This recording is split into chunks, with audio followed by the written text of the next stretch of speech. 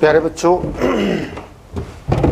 आज हम शुरू करने जा रहे हैं एक्सरसाइज 3.2 कक्षा 7 और 3.2 में पहला सवाल है। देखिए, इसमें इस प्रश्नावली में हम दो चीज़ें नहीं करेंगे। पहले हमने माध्य निकालना सीखा है, और माध्य क्या होता है? माध्य होता है आंकड़ों का योग बटे आंकड़ों की संख्या। माध्य तो ये किया था ना हमने, आंकड़ों का योग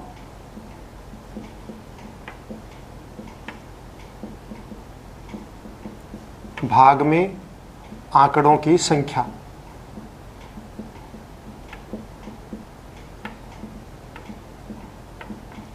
ये किया था। अब इसमें एक और आएगा बहुलक। जब हमें आंकड़े दिए हुए होंगे बच्चों, तो उस में जो बार बार आएगा, जो सबसे अधिक आएगा, उसे बहुलक कहेंगे। बहुलक क्या है? जो हमें आंकड़े दिए हैं उसमें जो संख्या सबसे ज्यादा बार आएगी वो बहुलक कहलाएगी।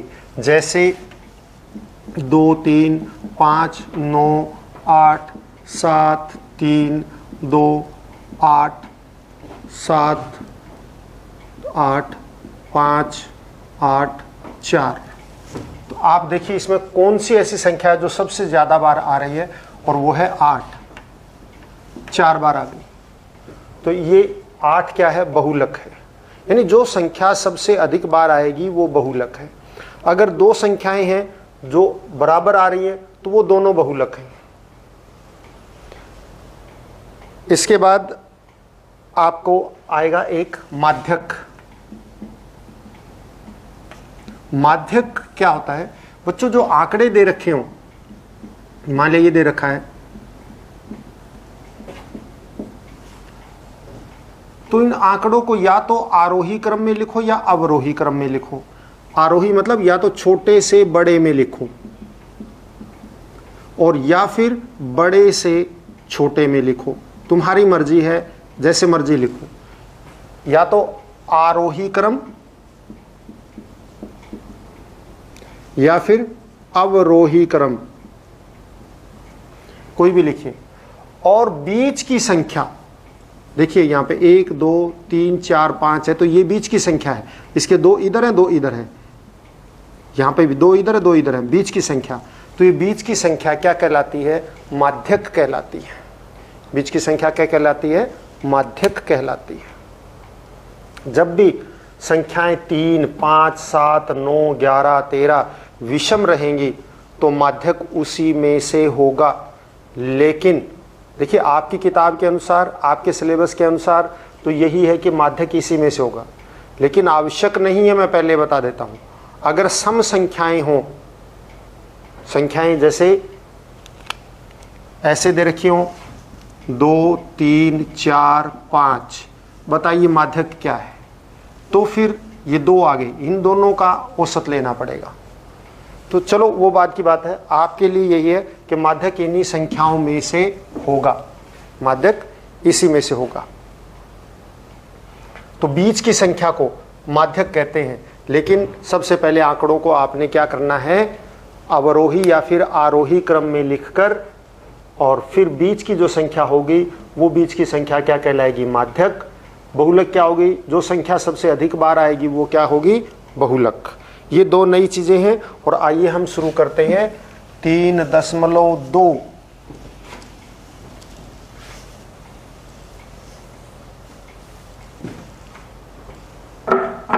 3.2 एक्सरसाइज में, यदि गणित के परीक्षा में 15 विद्यार्थियों में प्राप्त किए गए अंक निम्नलिखित हैं, तो आंकड़ों का बहुलक और माध्यक ज्ञात कीजिए। तो ये देखिए क्या है? 19, 25, 23, 20, 9, 20, 15, 10, 5, 16, 25, 20, 24, 12 और 20। इसमें बहुलक निकालना है। बहुलक जो सबसे अधिक बार आ रही है वो बहुलक। आप देखिए इसमें 20 ही सबसे बार आ रही है, तो बहुलक क्या हो गया? 20। और फिर आपको माध्यक निकालना। माध्यक के लिए आप इसको आरोही या अवरोही क्रम में लिखिए। मान लिया हम इसको आरोही क्रम में लिख लेते हैं, तो सबसे छोटी संख्या कौन सी है? इसमें है 9, तो लिखिए 9। फिर उसके बाद 9 आ गया, 9 के बाद हमारा आ गया ना, सॉरी सबसे छोटी है 5, ये रही, पहले आ गया 5, 5 के बाद 9, 9 के बाद आप देखिए हमारे पास है 12,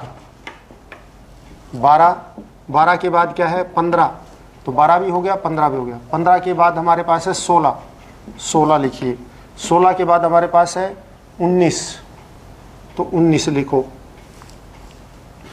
और फिर है हमारे पास 20, 20 कितने बार है देखो, 1 2 3 और 4, 4 बार 20 लिखो, 1 2 3 4, 4 बार 20 लिख दिया।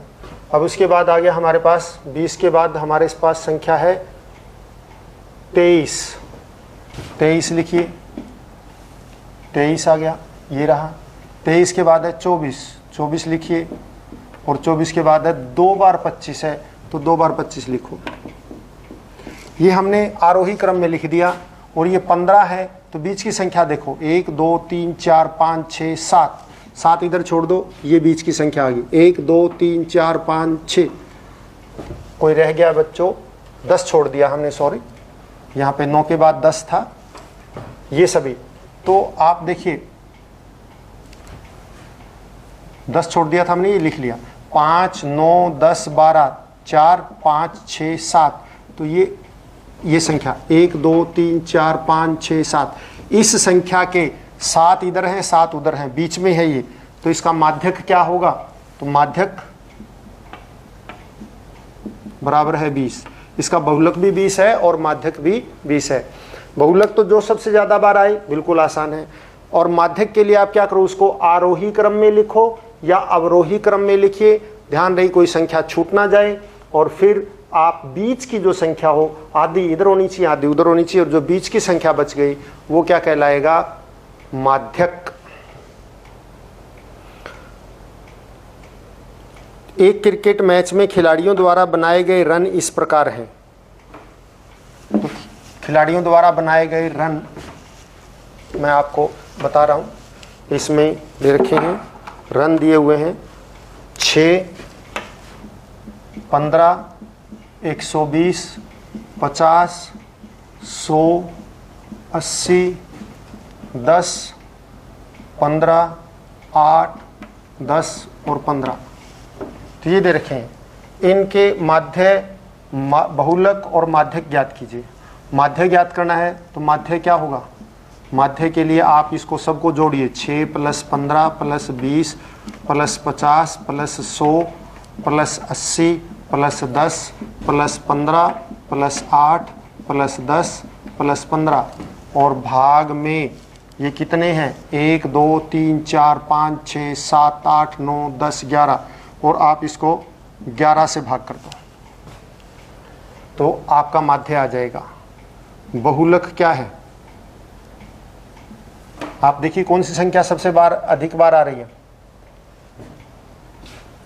15 आ रही है 3 बार, तो बहुलक क्या हो गया? 15, क्योंकि यही संख्या 3 बार आ रही है, बाकी कोई भी संख्या 3 बार नहीं है, 2 बार 10 है, तो इसलिए बहुलक क्या होगा? 15।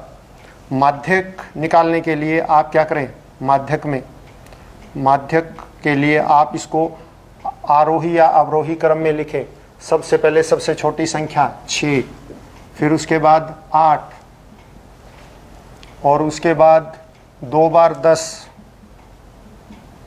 उसके बाद 10 के बाद देखिए 3 बार 15, 1 2 3, 3 बार 15, 15 के बाद हमारे पास आ गया 20, 20 के बाद 50, 50 के बाद 80, और 80 के बाद 100। देखिए क्या सभी आ गई? 1 2 3 4 5 6 7 8 9 10 11, 11 की 11 संख्याएं आ गई। तो 5 इधर छोड़ दीजिए, 5 उधर, 1 2 3 4 5, 1 2 3 4 5, 5 इधर है और 5 इधर है, तो बीच में ये संख्या बच गई। इसका माध्यक क्या हो गया? माध्यक बराबर है 15।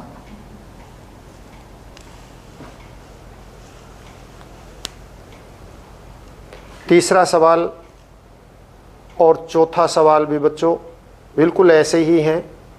और आपने तीसरे सवाल में है 15 विद्यार्थियों के भार दे रखे हैं, इन आंकड़ों का बहुलक और माध्यक ज्ञात करना है। क्या बहुलक इनमें एक से अधिक बहुलक हैं? अगर कोई संख्या में देख लेते हैं हम एक से अधिक है या नहीं है। तीसरे सवाल का बहुलक जरूर देख लेते हैं, लेकिन पूरा सवाल आप खुद करेंगे, मैं नहीं करूँगा। आपको हमारे सामने दे रखा है,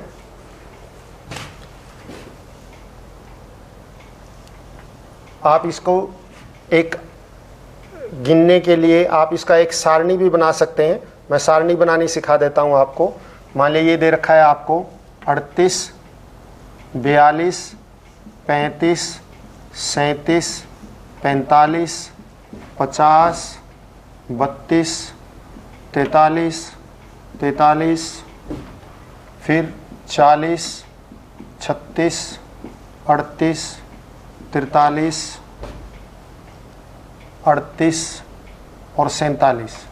तो बहुलक भी निकल जाएगा और माध्यक भी निकल जाए, ऐसा हम काम कर लें तो सीधा सा ये है। बहुलक निकालने के लिए आप इसको गिनते हैं तो हम यूं भी सारणी भी बना सकते हैं। हम यूं कर सकते हैं, इसमें सबसे छोटी संख्या कौन सी है? देखो इसमें सबसे छोटी संख्या है 32। तो 32, उससे बड़ी संख्या 32 कितने बार आ रही है इसमें? 32 हमारी देखिए आप कितनी बार आ रही है? एक बार। तो एक बार ये संख्या है। और इसमें हम ये देखेंगे कि ये कितनी बार आ रही है। फिर 32 के बाद 35, 35 कितनी बार आ रहा है? 35 भी एक बार है। फिर उसके बाद है 36, 36 कितनी बार आ रहा है? 36 भी एक बार है। फिर उसके बाद 37, 37 भी एक बार है। उसके बाद 38, 38 देखिए कितनी बार है? 1, 2 और 3, 38 3 बार आ रहा है। उसके बाद 38 के बाद हमारे पास इसमें 39 नहीं है, 40 है। तो 40 देखिए कितनी बार आ रहा है? 40 केवल एक बार। फिर 41 इसमें नहीं है, 42 है। 42 देखिए कितनी बार आ रहा है? एक ही बार।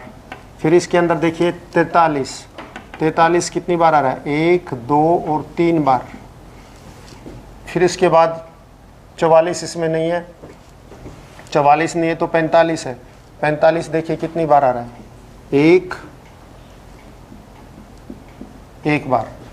उसके बाद आप देखिए इसमें 46 है, 46 देखिए ये हम सब ले चुके हैं और नहीं है, 46 इसमें नहीं है। 47 है, 47 कितनी बार आ रहा है? एक बार।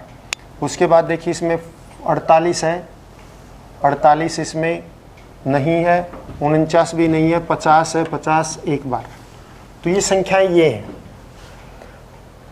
ये दो संख्याएं 3-3 बार आ रही हैं, तो इसका मतलब ये दो बहुलक हैं, 38 और 43। इसके दो बहुलक हैं और बाकी संख्या एक एक बार हैं।